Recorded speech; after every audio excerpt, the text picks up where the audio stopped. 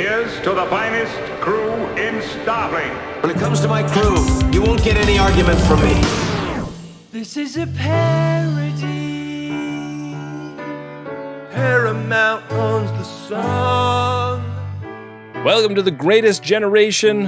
It's a Star Trek podcast by a couple of guys who are a little bit embarrassed about having a Star Trek podcast. I'm Ben Harrison. I'm Adam Pranica. How you doing, Adam? Doing all right. Feel good. Yeah.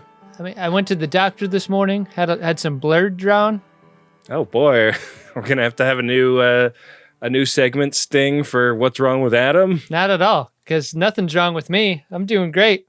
This is just a regular ass trip to the doctor. Routine maintenance. Must be nice. Do you look? I bet you don't look. I gotta look. I'm looking at it during. Oh, when it's going in? I mean, when the needle's going in and the blood's coming out. Yeah. I look. I guess I used to look. I don't know. After my dental horror show, I might be a changed man in the looking department. The body's kind of a magical unit, right? Yours is an absolute unit. Check out the dumper on this unit. There's a butt in there, I hope? Yeah. You know how it is when you turn 45? I guess you don't. You just turned 40. Well, I'm a spring chicken over here. Yeah. Trying to make it so that something bad doesn't happen by making little improvements where I can. You know? I'm trying to avoid the big bad. Yeah. By doing a lot of like little uncomfortable things to make myself healthier. Yeah. Hoping that those accumulate into the avoidance of something down the road, but it's just luck, right? Yeah. I've been thinking I should get into like a workout routine because I get a good amount of exercise in a given week, but it's not formal in any way. And I floated to my wife like, what if I did CrossFit? And You certainly have the backyard for a tire. I got the backyard for a tire, but she's like, you're never going to like let anyone yell at you. You're going to walk out of there the second they yell at you. Wow. She really knows you. Except, what if yelling at you summoned some sort of monster out of the depths and then got you to push over a giant monster truck tire in your backyard? Yeah. For me, the yelling really helps, especially on a bike, like a spin class. Yeah. Yell at me. Yell at me, Daddy. Yeah. Yeah, I really need that. I'm toying with it because when I rode crew in high school, the yelling was good. It helped for sure. Like I have a very vivid memory of the time I got my split below 7 minutes on a 2K, and you know it was in large part because my coach noticed that I had a pretty good first 1,000 yards and came over and started yelling at me for the second 1,000 so that I would. I guess it was meters, not yards. What's the difference? I don't know that length. You know, and it was encouragement from a man that was typically quite withholding of his approval or encouragement. So that's how they get you. You could be a row at home man. You know. Or a row at the gym guy. I currently have a Concept 2 ergometer in a checkout basket on my browser here. Not a cheap item to own a rowing machine. That's part of it, though. Yeah. I was looking at it on major internet retailer. They have one of those like pay over time options. And it's like, you could own this for only $65 a month for 36 months or something like that. And I was like, that's basically what a gym membership costs, right? I used to really like going to the gym for all of the obvious reasons, but also like, I don't know. It's good to just get out in the world. It's so easy to not. Yeah. So easy. And a gym just barely qualifies as going out in the world. It's not like I'm interacting with anyone there. It's just a collective experience with folks who are into picking things up and putting things down or sitting in hot places. Yeah. You know, a buddy of ours, a mutual friend of ours, his workout is just sitting in a hot room. That's all it is. It's great. I like sitting in hot rooms. I'm sitting in a hot room now. That's what my studio is. Is that called Bikram sitting? You'd have to email Max Fun. That's just a coincidence, though. I'm workout curious, I guess you could say. The thing about a rowing machine is it's basically it's an aerobic workout, and I get a lot of that walking around. And I think that it's anaerobic that I need, and I don't know how to do any of that. Like the last time I did any weight training, I was like 18 or whatever. So you got room in that studio space for a barbell. Yeah, Bowflex. A great place to look for weight sets is on, like, I don't want to use a specific website, but like you can get things for free off of social media websites based on neighborhood. Yeah, so like not to be specific, like a list that somebody named Craig may or may not have put together. This is what I'm saying. Yeah, you should see what's out there. Yeah, maybe I will. I'm sure there are a lot of gyms going out of business. Yeah. In my experience, the weights that are gotten the cheapest are the ones where some concrete is poured into a coffee can and then a length of pipe is lowered into that and allowed to set up. That was the weights that we trained on when I was on the crew team. Holy moly. Felt very like prison workout, I thought you went to Harvard. What is that? I was on a crew team in Oakland, man. Oh, right. Yeah. Yeah. There's no joke down there. Hey, what brand was the coffee? It was probably Yuban. Let's be honest. We're talking Yuban level improvised weights. Yuban was what they served in the locker room area. Yeah. I don't think it's wasted effort, Ben. I hope you get into that. Yeah. Ill health could be considered the silent enemy. Ben. Wow. Sneaks up on you and it gets you when you least expect it. Well said. Well said. I've always thought that. You want to get into the episode? Sure do, Ben. That's why I said it. It's Star Trek Enterprise Season 1, Episode 12. It's called Silent Enemy.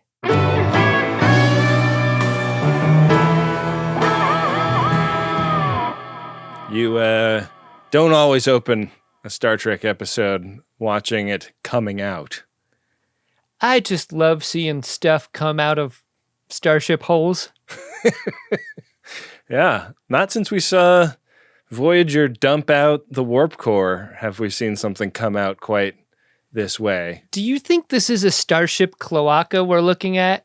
Oh, like more than one thing can come out? In the sense that we're dropping these bois out there, these subspace amplifiers out the hole. But I imagine if we got to dump that warp core, that's where this is going. If we're going to dump out our refuse, which I imagine in this era of Star Trek, we're dumping our trash out the hole and our sewage and so forth. How are you understanding the warp core to work on the NX-01 Entrepreneur? Because in all other Star Treks, when I think of warp core, it's column, right? Mm-hmm. And I'm sort of thinking on the NX-01, it's like row. It's row because there's that thing that they go up the ladders and they're kind of like half a step above everybody else in engineering. Does that go like back away from the lens?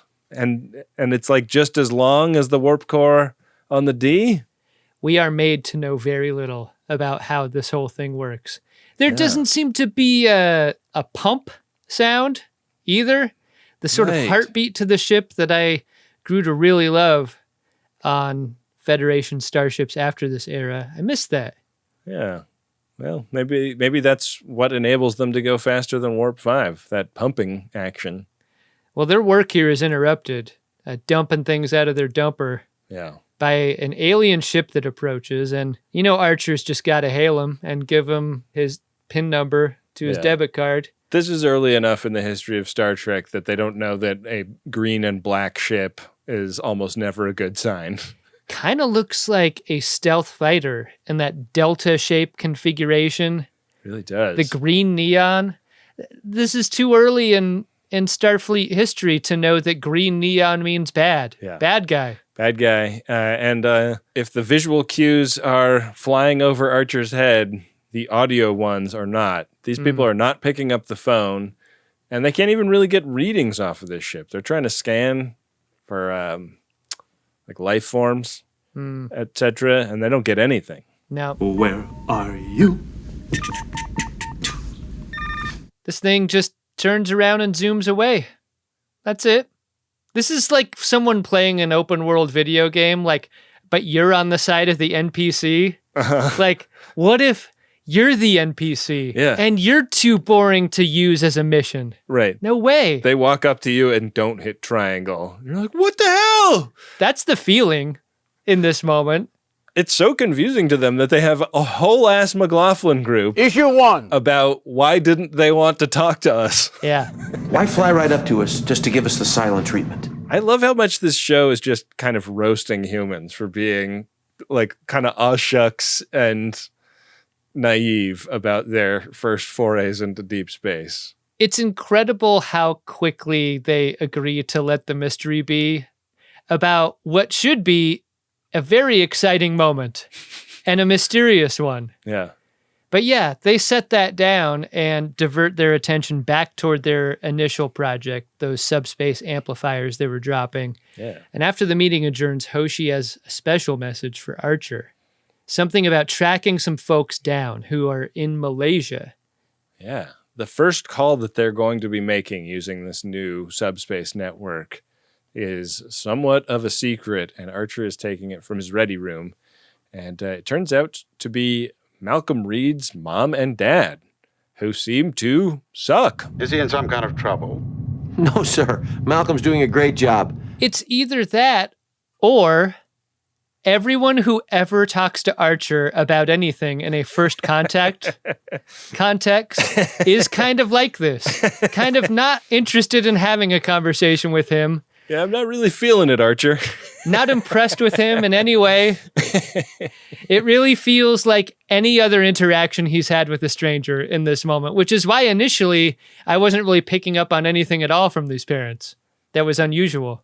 Yeah. It kind of feels like Reed's dad is disappointed that he didn't go into, like, the ocean navy. Mm-hmm. I suppose the ocean wasn't big enough for him. But also, like, aren't we to believe that this is a time when humanity is largely disarming itself and doing away with the nation state, at least when it comes to Earth? I mean, this may be a universe where there are Godzillers in the water that you got to get. Shoot, yeah. Did you see Godzilla -1, by the way? Oh, yeah, I saw Godzilla -1 in theaters. Big fun. Such a good movie. Big fun. Yeah, so you got to have an ocean-going navy to get blown up by one of those. It's family tradition for them. Why do you think the elder Reeds are in Malaysia? That's much closer to Ziller's territory. Isn't that a more interesting question than what does Reed like to eat for dinner? If I'm Archer, how could I lay off of that question? I don't know. What are you guys doing there? Yeah. Huh? It wasn't Kuala Lumpur either. It was like, it sounded like backwater Malaysia was what we were talking about. Yeah. They don't seem to be enjoying the nightlife. This being at night there, it seems like they're just winding down for the evening. Yeah. Extremely chill hang. They don't seem to know a lot about their son. They're not in super close contact with him. And this is not very satisfying for Archer. Do you know your mom and dad's favorite meal? Like to flip it? I think I could get real close with both of them. I think that for my dad, it would be like a lamb chop based meal. And I think for my mom, it would be like cassoulet or something like super overtly Frenchy because she's such a Francophile. Unbelievable. I think my parents are easily impressed by my cooking and they really like whatever I've made to the extent that I couldn't nail down what exactly they would want specifically. And I think that's too bad. Yeah. I do think like if you're a parent, you probably know your kid's fave, right? Because you like make dip dinner for your brother's birthday or whatever. You know dip dinner. Yeah. I don't know if they know. I can't remember them ever asking. Yeah. He always ate whatever was put in front of him. I don't think I know what your favorite meal is. I should know that. I don't know if I know either. You're one of my closest friends. I don't know what that is. I think it might just be that you like so many things. Yeah. I would say that if I go out to a restaurant and there's duck on the menu, I pretty much order the duck. Here it is. I know what your favorite thing is. The weirdest thing. I've been out to meals with you enough times to know that. Like, whenever we go around the table and Ben is last to order off the menu, he'll have the snails. there is always going to be a face made by the server. Like, oh, I thought we took that off because no one ever ordered it. Yeah. I firmly believe that if something seems strange on a menu, it's probably there for a reason, you know? Yeah. As a test. Yeah. Find the guy who imagines himself to be interesting in the group every time. Find yourself a Ben. That's what I recommend. There you all day long. On the bridge, Archer PostGames this very awkward conversation with Hoshi. And does anyone on the crew have high expectations that he would have come away from a conversation with strangers with a good story? He decides to delegate this "What does Reed like to eat" project to her, and it's a top priority. This is bad management, I think, by Archer. Yeah. Hoshi does not seem to want this job, but it is thrust upon her. And later we get kind of a walk and talk between Archer and Trip and Porthos. Like, Porthos is kind of tagging along for this. Archer is in his, like, after work attire. And it's sort of implied that this is kind of the evening, like it's after dinner time, right? Because he's like, where were you? Why weren't you at dinner? And Trip is talking about how he had some correspondence to catch up on, and they're, you know, looking at components. Trip seems to be like going through a checklist and looking at things with the captain as they wrap. Trip lets slip that he got a message from someone named Natalie in Florida. It's never said like super explicitly, but it is heavily implied that he kind of got dumped since they set up these subspace telephone arrays. Never fall for a Natalie or someone from Pensacola. And definitely don't try the long distance thing with one of those. Yeah, it's not going to work. Trip seems to be like setting his jaw for the life ahead. He's fine. Yeah. He's putting on a brave face. Remember that part of Crimson Tide where the dog pees on the missile? Yeah. Like, Porthos is such a good boy all the time. I want Porthos to pee and poo in this show, you know? Kind of an incredible scene for that reason, because you get a head-on shot of Archer and Trip like walking toward camera with Porthos kind of trotting in between them. Yeah. And it's unusual to see a shot like that with an animal, because if you're crossing corridors, that animal could go anywhere conceivably. Yeah. Yeah. It's just making it more difficult. Super well-trained screen dog. And they're talking about the Malcolm, what's his favorite food thing, and starting to get to a point where, like, I'm suspicious of Malcolm, where I'm like, why doesn't he know anybody? Why does nobody know him? Like, is he an op? Is he like a Vulcan with his ears trimmed off and he's like acting human to spy on them or something? Has watching a lot of Battlestar Galactica made you a little paranoid in your other science fiction viewing? Because my mind went the same place. And I think there's even an accompanying musical score choice here that I know is supposed to read as, oh, mysterious person of some intrigue, and is instead like, is this guy going to kill someone? It's a little too much. Yeah.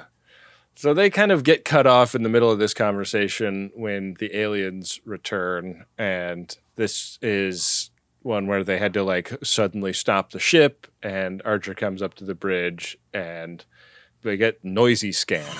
Yes, it's coming in over their loudspeakers or something.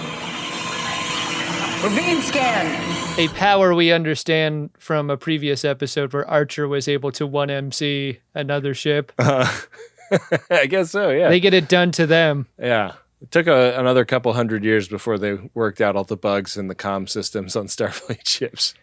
This other ship just seems to be fucking with them. Like, at first they ignored. This time they play that terrifically awful sound and then shoot at them and then leave. this shot kind of fucks him up. Yeah, they really get rocked. Fortunately, like the ship has got to like lower shields for a moment and then shoot and then put the shields up. And this moment allows Reed to scan that other guy. And what he finds out is that there are around 15 crew people on board that ship, and they are of a species no one recognizes. So, oh, and also, there is no weapon aboard the Enterprise that would be a match for the technology on that other ship. Yeah, when Malcolm Reed says, I don't think our torpedoes would be very effective against them, it's like, yeah, Malcolm, we've seen your torpedoes. Their torpedoes were barely effective against a snowman. So an engineering trip's do an inventory of the damage, and holy moly, like, he almost died. That's how much damage there was. Yeah. Could have been worse. I could have died, is what Trip said. It is a really tense moment, and Archer begins to really second guess a lot of things. You know, they're talking about, like, maybe we didn't have good enough ships to start coming out this far. Like, the defensive capabilities of our ship are sorely lacking, and maybe it's just not a good idea to be out here cutting it up with species we don't know until we've gotten all of the spec'd devices installed, one of which is phase cannons, and he decides he wants to head back to Earth to get those put in. We gotta have weps. He's the key. Is this related to the phase plasma rifle with a 40-watt range? We're talking about phase cannons? Yeah, probably. Yeah. You know your weapons, buddy. This is a bummer of a moment because they really need these things, and they only have one of them. Yeah. Could you install them yourself? Is a question proposed to Reed and Tucker. They seem pretty confident. Like, Yeah. they're of the type that while we're out at sea, it's up to us. We're not turning this boat around. Yeah, we're going to repair it. You know, we're going to put in at some port and rebuild our mast that way. Mm-hmm. Like, they do not want to go home. They feel like it's a humiliation to go home. That is the right word to use.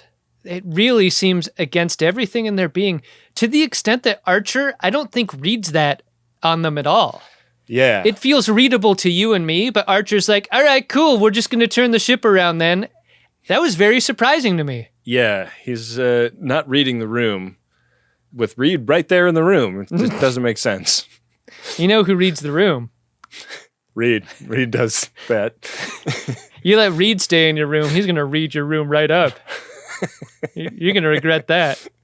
So Malcolm and Trip basically like get dispensation to do their best.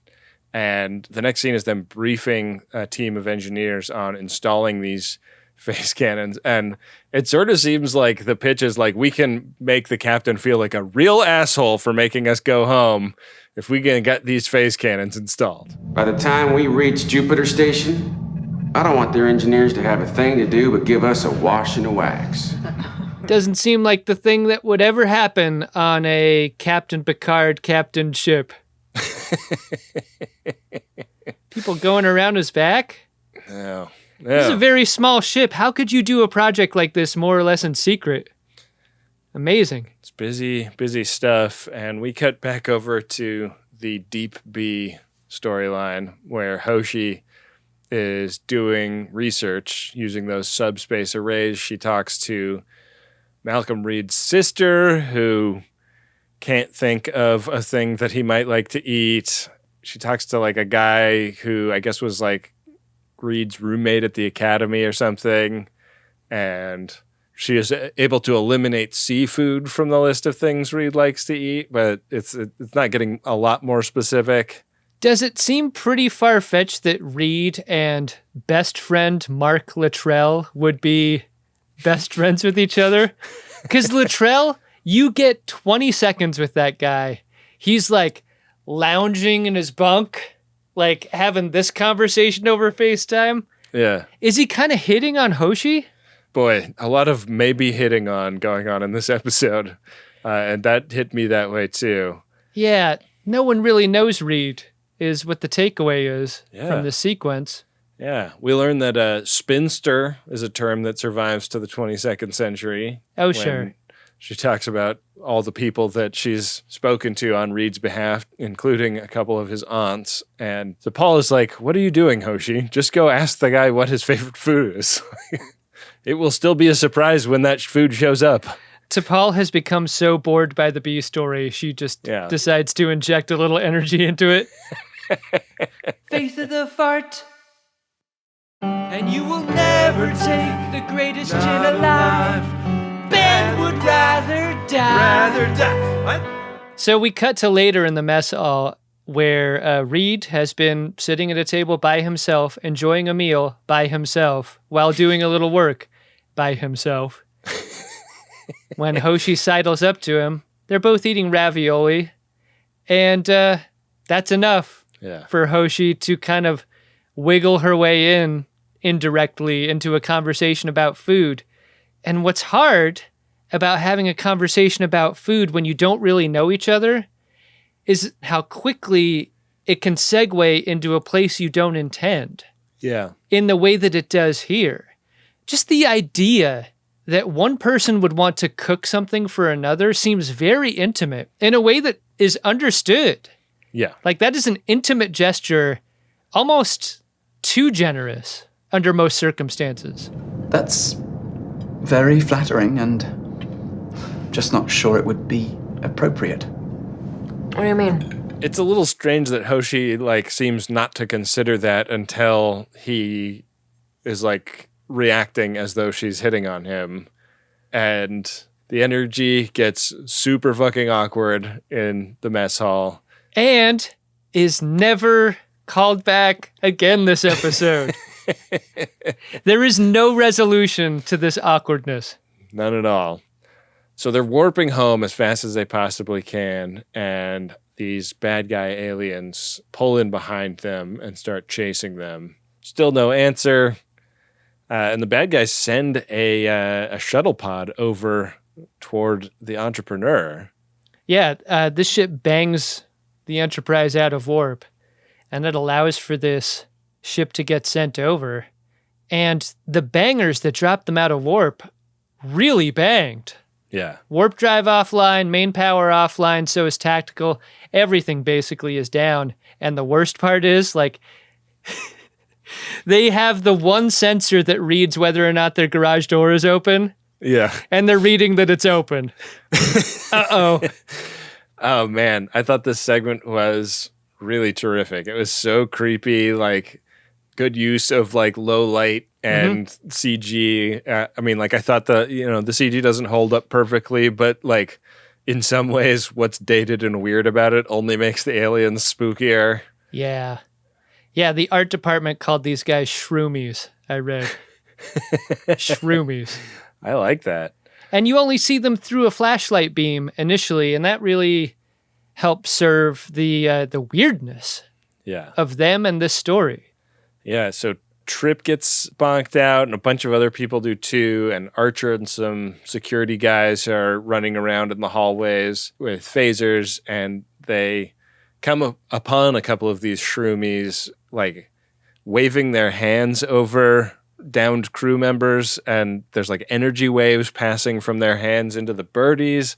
It seems like they might be getting freshened up. Yeah, it does. Amazingly, these aliens are phaser-proof. Yeah. Yeah, and they have this sort of personal shield that evokes a Borg's, because it doesn't look like one of them is wearing a helmet until he's shot at, and then a helmet kind of appears. Yeah, so they head back to their ship. Their ship kills one of the Entrepreneur's nacelles and goes to warp. And our our third encounter with these guys has gone even worse than the last two. It keeps getting worse in a way, because there are 3 now, that is a trend. Yeah. So when we come back from commercial, power is back, and we've got the crew members that were getting scanned looking to be in sort of persistent vegetative states in 6 Bay. And Phlox is not wildly optimistic about what's going on with them. What do you think about the choice to have their eyes open here? Because when we fade up out of commercial, It is a body on a slab with eyes open. Yeah. I feel like I'm lied to here because I'm seeing that body and it doesn't look like he's breathing, and I'm like, well, dead. RSVP, a couple of strangers in a hallway, but no, they've just been traumatized greatly. Yeah. And both of them with their eyes open. He said it was a very invasive scan, which kind of feels like what their ship did to the entrepreneur a couple of scenes ago. Like, Yeah. it's just a microcosm of that. Yeah, interesting choice here. T'Pol has no idea who these guys are. The Encyclopedia Volcanica has no entries, which is very irritating to all of the humans. And we learned that it's going to be a couple of days before they get back warp power. It's interesting how in an episode like this, Archer wants the Vulcan milk without getting the Vulcan cow. Like he wants the information, but he doesn't want to deal with Vulcans necessarily to get it on a number of levels. Yeah, because it is at this point that Mayweather is like, hey, what if we like blow in a call to the Vulcans and see if they can send one of their beefy, not a prototype ships out here to help us. Yeah, a ship that doesn't defend itself with grapplers. Archer appears to be too proud to blow in that call. Amazing. I mean, not only is he too proud to do it, a call of that kind is impossible to make because guess what? The Echo satellites have been destroyed. God fucking damn it! This gives a stressful curvature to the whole thing, right? Like, it's not that your engines are out and you're floating around an impulse. It's not that you're up against a ship that has you outgunned. It's that you can't tell anyone you're in trouble, too. Yeah. By the time they get the message, it would be way too late. Totally. They are stranded in the wilderness now, and there's not a lot they can do about it. It kind of makes the Phase Cannon project elevate itself, right? Yeah, I guess it does. I mean, I'm glad they already started on it. Yeah. From that standpoint. Reed does not seem especially psyched to be doing it under these circumstances. He's a real short fuse while he and Tucker walk around doing their inspection. The folks they got on this team aren't the best and the brightest, according to Reed. They're leaving a lot of ungrounded power supplies around, and when Reed gets shocked by one, it looks so real. Yeah, that looked painful. Both in how it looks on the screen and his reaction to it. Yeah. Perfectly done. You okay? He is pretty salty about the whole situation, and they start to get into an argument about how they're going to power these phase cannons, because Reed had this idea of just like piping impulse power right into them, meaning no EPS, and that's like, I guess, like a safety issue from Trip's standpoint, and Trip winds up having to kind of pull rank on Reed to prevent him from modifying ship systems outside of spec. Yeah, I don't think we're meant to understand specifically why this is so dangerous, but there is a power workaround being proposed here that makes Trip pretty uncomfortable. Yeah. And Reed is the guy with the broken down card that's like, yeah, just put the jumper cables anywhere. Just put one on me. Yeah. Whatever. Are you trying to make this blow up in your face? I read somewhere a long time ago that the reason there's always like sparks and explosions on the bridge in Star Trek is because in the 60s, like the like actual power circuit that would go to your headlights was like running through your dashboard. So if you like, you know, if that wire got stripped and you accidentally touched it, it would spark. Oh, that's fun. Yeah, now that's like a low voltage switch that's sending a signal to the headlights that that circuit can go on, and so it became like a trope in the series because that's actually like how dangerous shit was in the 60s. Archer hits them up in the middle of this work and has to confide some regret about ordering the ship to leave before it was ready, and now all this shit slid downhill onto them. And, you know, rushing out of space dock was his fault. And Trip Tucker has to talk him down from this idea. Like, everyone wants to be there. Everyone wants to do this work, even though it's dangerous. Yeah. Like, stop being such a fucking emo captain and, like, get back to work. I guess for me, Captain, the risk is the juice. That's my Trip Tucker impression. My Trip Tucker from Heat impression. Pretty nice. You see that shit coming out of their ears, Slick? They can't fucking hear you. That one's even better.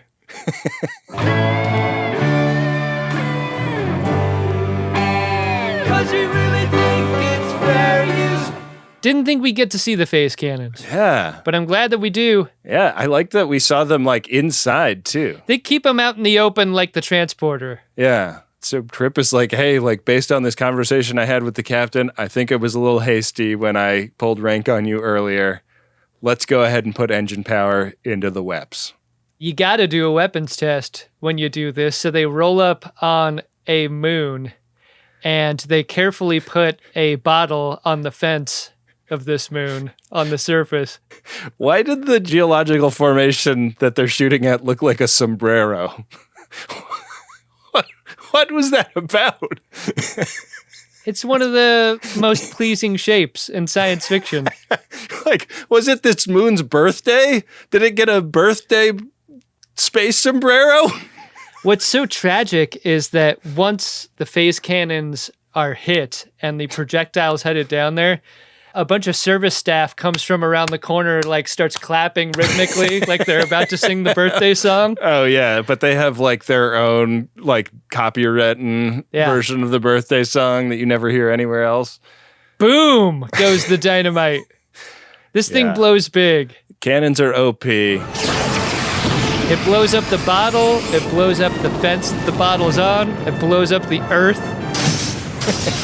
Incredible. Yeah. I just asked for a little off the top. I love that they cut to the perspective of a snowman on the surface of this planet and it looks horrified. I love the vocabulary used about this that's meant to have us understand what's happened.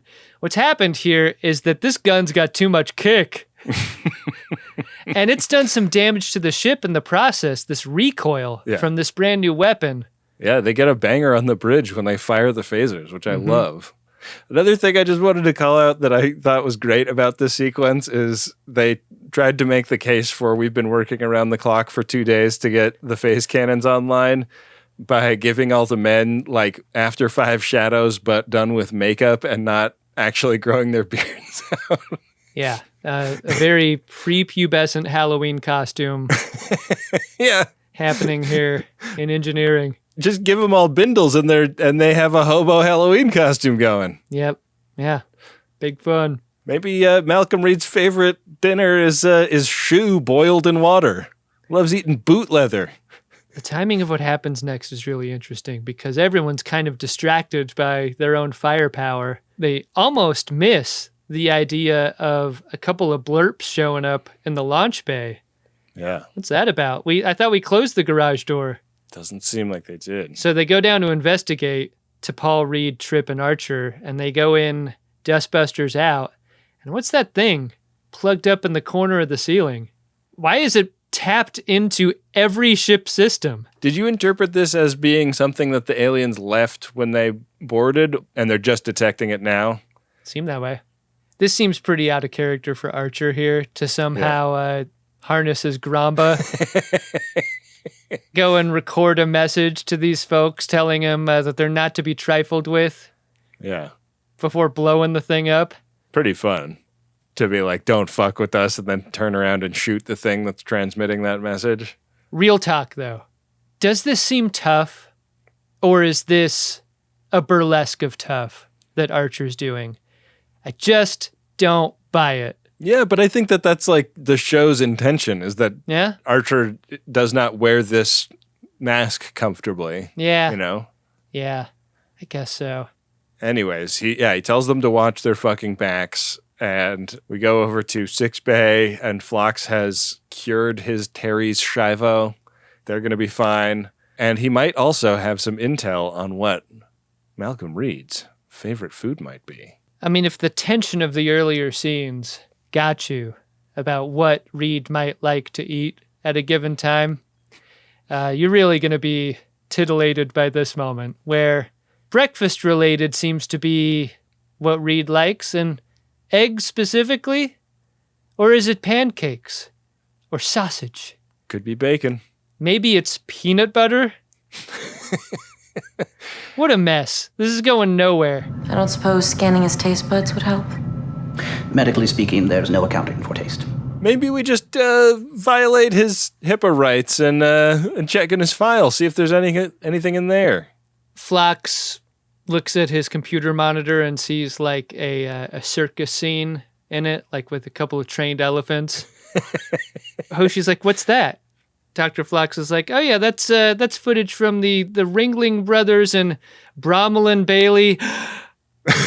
Bromlin.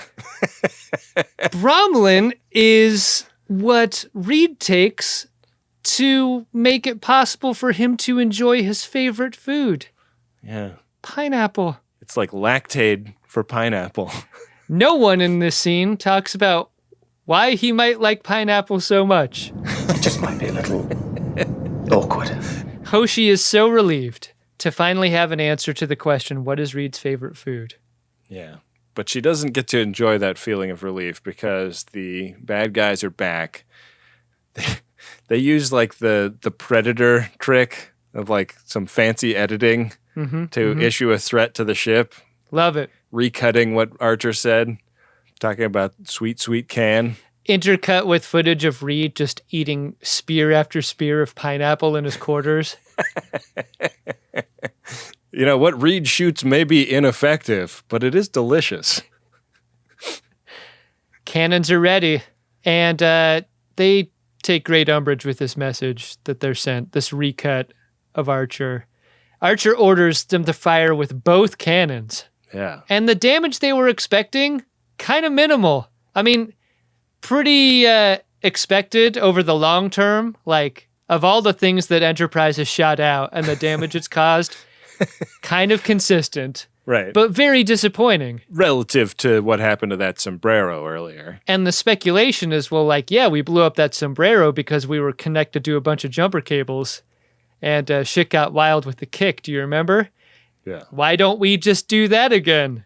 That's fun. Yeah, and so ordered, Reed and Trip start to get ready to do this, and Trip comes up with the idea that we'll just shunt all of that extra power from the recoil into the ablative armor, so it'll like only serve to make the ship stronger. And that works pretty good. They actually score a pretty nice hit on this ship. I mean, a hit hard enough to lower its shields, and then, for some reason, Enterprise shoots out those derpy torpedoes. This has got to be why the green ship retreats, because if those things hit you and score points, But yeah. Oh, that's embarrassing. Very, very humiliating. Yeah. I kind of felt like maybe they're just firing those because it's like, well, we got to replace these anyways. Let's get rid of as many of them as we can. I'd replace those launchers with more of these phase cannons. These things kick ass. They really do. So Archer, based on the fact that the Shroomies have fled, decides that they don't need to head home after all. They've flown quite a ways back toward Earth, so it's actually not all bad because they can poop out another bois. Maybe we should thank our visitors for blowing up the subspace amplifiers. We cut down to the armory where the captain is sharing a beer with Trip Tucker and Malcolm Reed, kind of patting them on the back for their quick thinking during the big fight with the Shroomies. The Shawshank Redemption theme in this moment was pretty nice, right? Yeah, I didn't know they had the budget to clear that song. Money well spent. Just think 3 men working their asses off to shoot at aliens they don't know or understand should earn you a beer at the end of the day for a job well done. Nice cold pail full of beers. Yeah. Hoshi shows up with an equipment case, which is, in fact, a birthday cake for Malcolm Reed with pineapple frosting or something. Or is it some kind of like jam maybe in the middle? Sure, yeah. Like when you get a sheet cake and it's got like cream cheese frosting or something, it's going to have some fruit filling in the middle. And the choice here was pineapple. The choice I don't quite understand here, Ben, was the choice of font. Written in red, it's like clearly horror film font. Yeah, and it's kind of a splattery red. Like there's like little dots around all the words. And also, Hoshi is completely comfortable walking in the room and giving this cake to Reed in a way that suggests that both of them are totally past the awkwardness that happened. I thought someone was asking me out and I had to awkwardly turn them down, and now they're showing up with a cake that they baked for me. Is a hard scenario to imagine for an awkward person like myself or Malcolm Reed. That was scene missing, what we're talking about. The moment in between this moment and that first one that we don't get to see. No kidding. We didn't get to see that, but of what we did get to see, Adam, did you like this episode?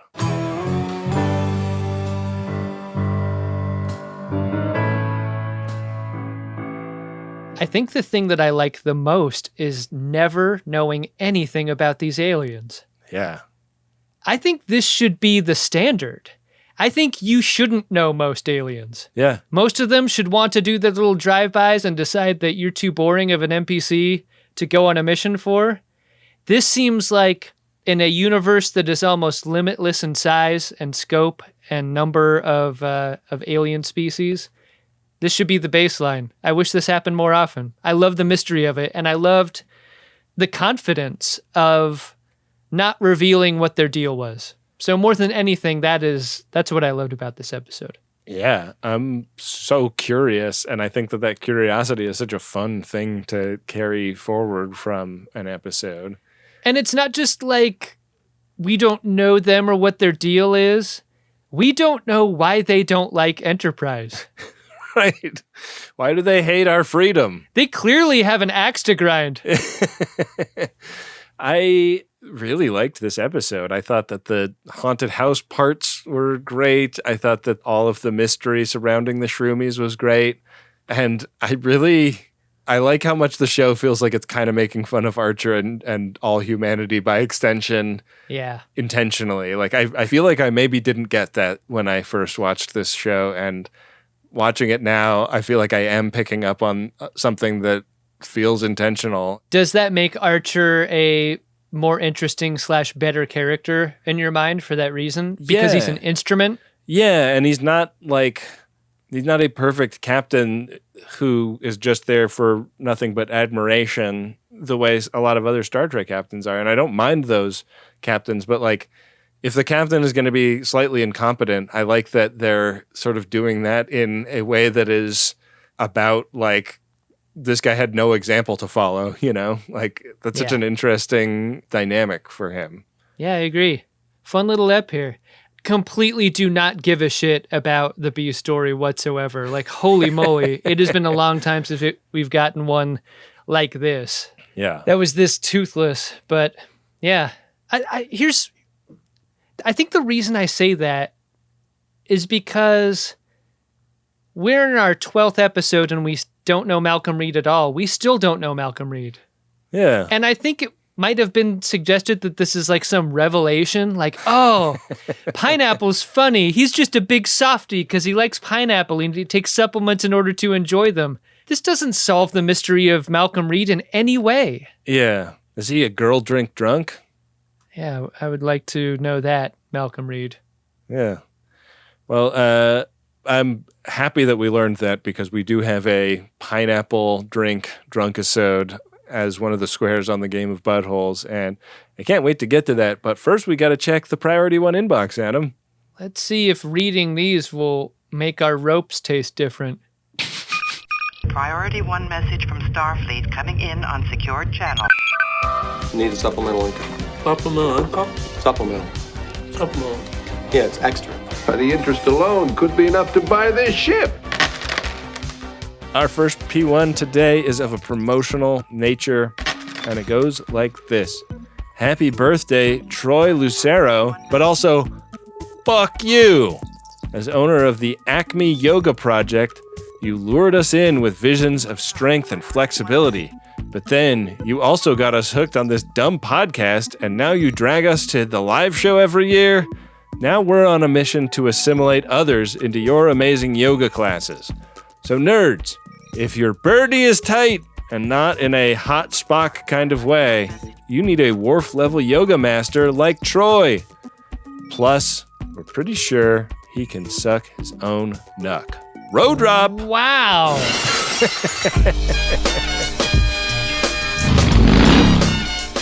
Amazing. I just looked this place up. They are in Seattle, as they say, right by a bunch of places that I usually visit while I'm in Seattle.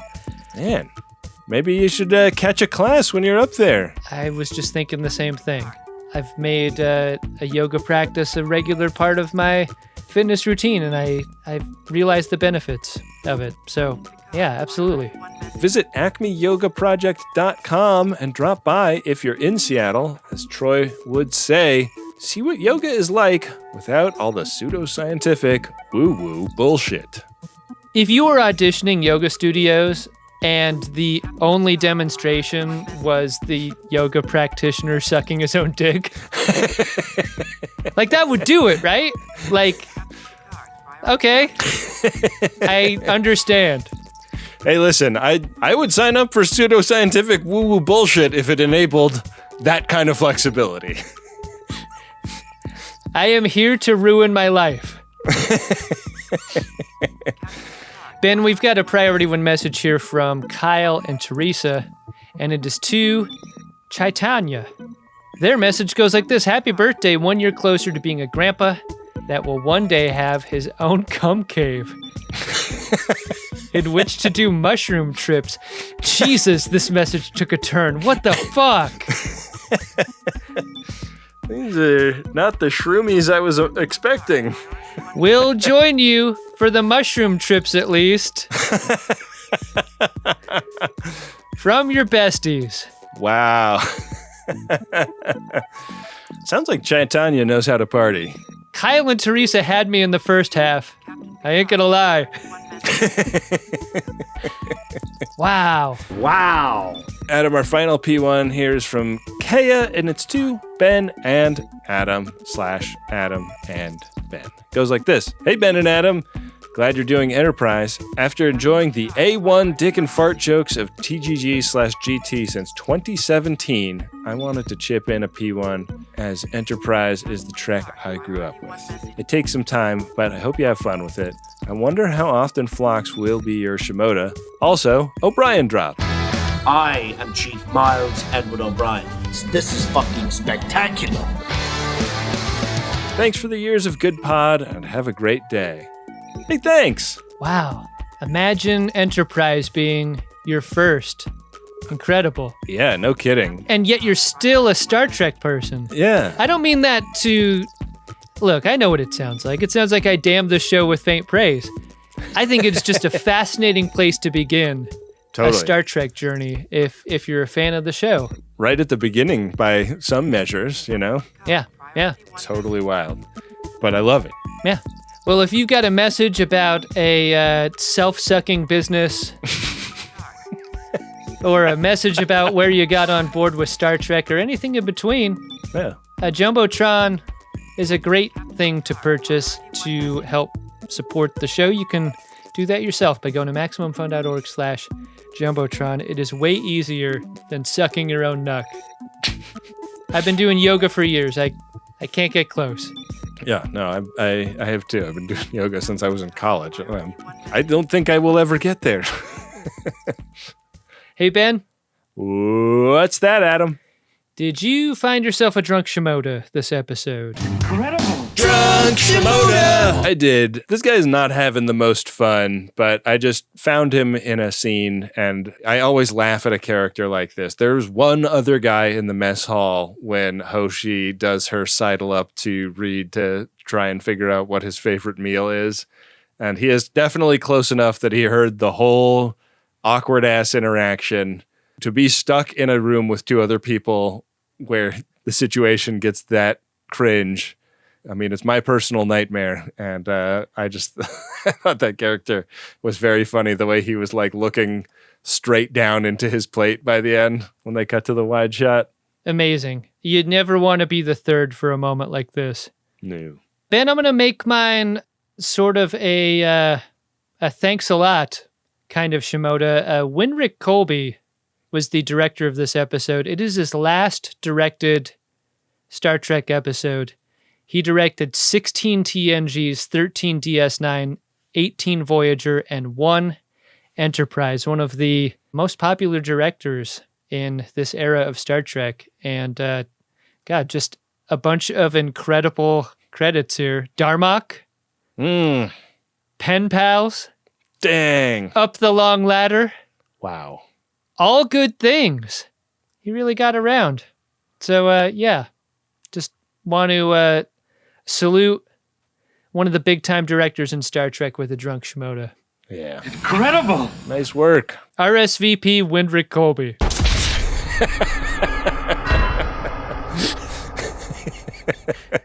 Face of the fart. Wow, Adam. Well, it is time to talk a little bit about what we got coming up next week and how we will be receiving that episode, which will be Season 1, Episode 13, Dear Doctor. Dr. Phlox faces a serious dilemma as a dying race begs for help from the Enterprise. You know, if this is Kirk, he'd be like, let them die. Yeah, he probably would, huh? So I'm heading to the game of buttholes, the Will of the Riker, Quantum Leap, to queue up our 100-sided die, which can take us to anywhere on the board. You're required to learn as you play. Roll. We are on square 65 right now. Nice. And I'm going to roll this bone. And I rolled us to square 15. Chula! Did I win? Hardly. Regular episode next week, Adam. How about that? I was really hoping for that pineapple one to celebrate Malcolm Reed, but it'll have to wait. I gotta say, I'm really holding my breath during all of these rolls because, as stated before, we can go to any square on the board with any roll. Anything can happen. And a couple of these seem really difficult to do. So, way to keep us out of trouble there, Ben. Hey, I aim to please, and I really appreciate all of the friends of DeSoto that aim to please by going to MaximumFun.org/join and setting up a monthly support for this show. It is a small but very important cadre of people who are the lifeblood of this show, and if you'd like to join them, it's MaximumFun.org/join. Hey, get those bonus episodes. Come on. You're going to love them.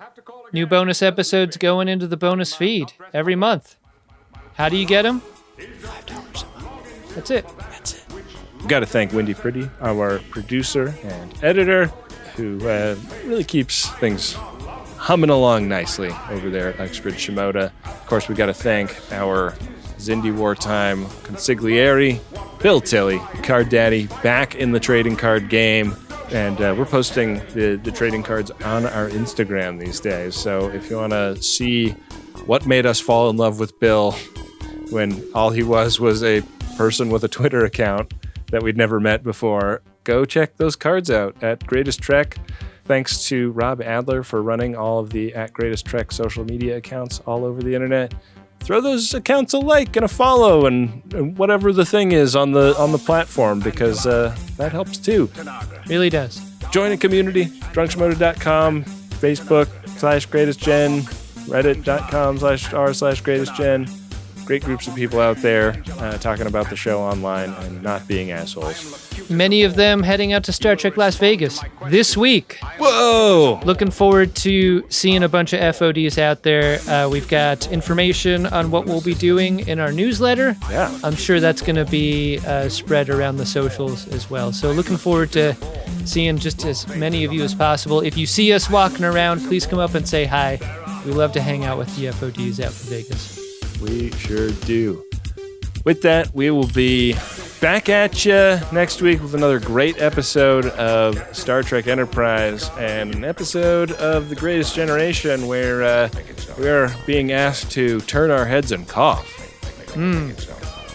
I recognize that reference from just last week. Still thinking about it. Is that why you had to get the blood work done? Oh, it's all related. Make it so. Captain Jean-Luc Picard of the